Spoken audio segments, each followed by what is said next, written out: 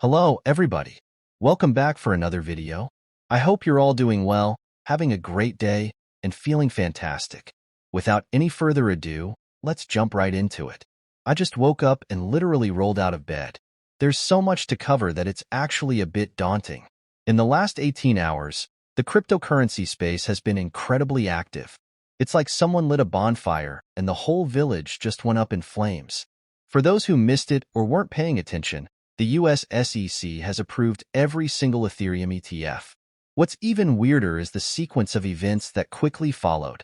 The United States Securities and Exchange Commission has approved pivotal 19B4 filings for spot Ether ETFs, marking a major regulatory milestone in the cryptocurrency sector.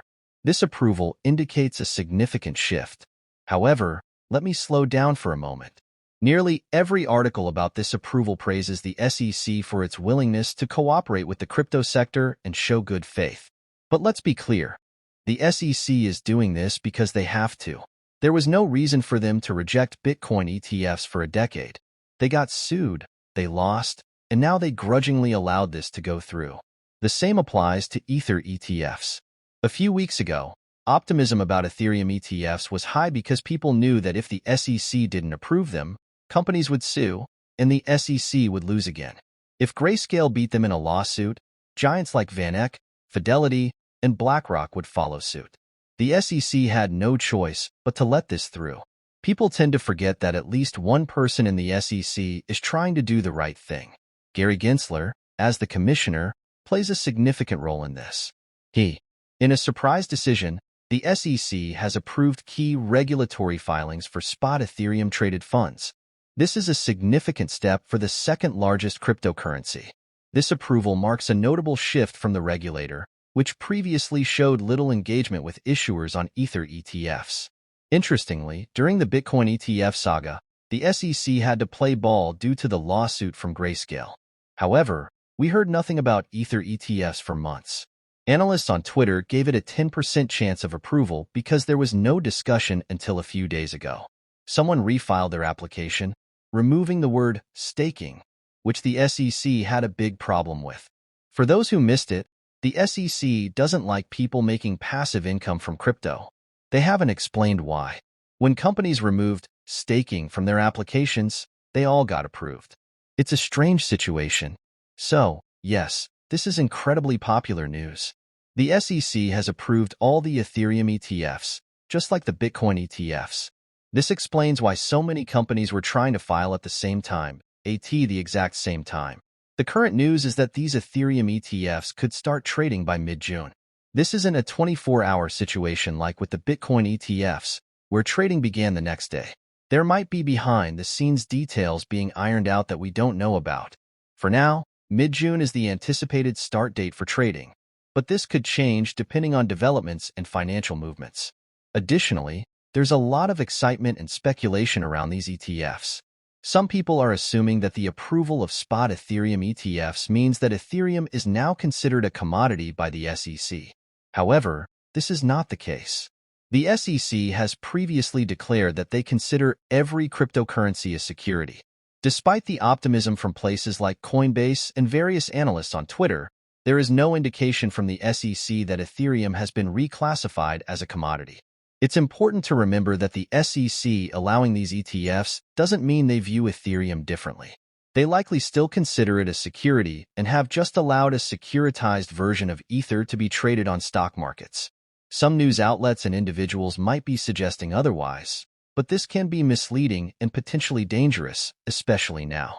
The SEC has not changed its stance, and the classification of Ethereum or other cryptocurrencies as commodities has not been confirmed. Bitcoin maximalists previously influenced the narrative around security and commodity classifications. Given that Bitcoin was classified as a commodity by the SEC, there was likely significant lobbying involved to ensure Bitcoin received this treatment. As crypto adoption accelerates globally, the SEC is trying to maintain control. If the market reaches multi-trillion-dollar valuations during the next bull run, the SEC wants to have regulatory authority over it. There's a misconception that the SEC's actions are driven by a desire to support the crypto community. In reality, it's about control and regulation. The SEC's decision to approve these ETFs is partly due to pressure from lawsuits, like the one from Grayscale, and partly because it increases their control over the market. They want extensive reporting and filing from everyone involved in crypto transactions, which underscores their intent to regulate rather than liberate the market. In summary, the SEC's approval of Ethereum ETFs is a significant development, but it doesn't change the fundamental regulatory stance on cryptocurrencies. This is about expanding control and avoiding further lawsuits, not about reclassifying Ethereum or other cryptocurrencies. As always, stay informed and cautious about the information and interpretations circulating in the market. When large entities accumulate assets, they often manipulate prices to discourage everyday investors from entering the market. For instance, when Ethereum's price surged by 19% in just 4 hours after a company refiled an application, the subsequent approval news caused the entire cryptocurrency market to drop by 4 to 7%. While regular investors might buy in and drive prices back up, institutional players seem to push prices down to buy more at lower rates. You might recall that rumors of an application refiling caused Ethereum's price to jump significantly, but actual approval led to a market decline. This manipulation isn't new. It's a strategy used to keep prices low and discourage new investors. Notably, Fidelity and BlackRock have been accumulating Bitcoin at 7 times the daily production rate, which should theoretically drive prices up. However, price suppression tactics are in play, keeping the market in check. When Bitcoin ETFs were approved, the initial excitement led to a brief price increase before prices were driven back down. This scenario is repeating with Ethereum ETFs. Institutions use such tactics to acquire as much crypto as possible while keeping new investors out. Articles suggest Bitcoin needs to drop to $55,000 and Ethereum to $2,800 to retest support levels before ETFs fully impact the market. Fidelity and BlackRock's massive accumulation of Bitcoin highlights ongoing behind-the-scenes activities. There's ongoing manipulation to keep prices low. This allows institutional investors to accumulate assets at favorable rates. Upon Ethereum ETF approval, prices were immediately pushed down, reflecting a strategy to prevent price surges and keep retail investors at bay. This pattern was evident when Bitcoin ETFs were approved. Despite public enthusiasm, prices didn't surge as expected due to institutional manipulation. The market is now wondering when Ethereum prices will rise. Historically, Ethereum's price is expected to increase significantly following ETF approvals. Many predict a potential rise to $10,000 to $15,000 by year-end. Given Ethereum's lower liquidity compared to Bitcoin, large buy-ins could cause substantial price movements. Some speculate a 3-4x increase in Ethereum's price by the end of summer, tied to increased accumulation levels and ETF approvals. There's a common pattern. When Ethereum or Bitcoin prices rise, so do other altcoins. Recent Ethereum price jumps led to broader market increases. Despite the anticipated price increases, institutional manipulation continues to suppress prices. The cryptocurrency market is seeing significant price manipulation by wealthy investors, aiming to keep prices low for accumulation purposes.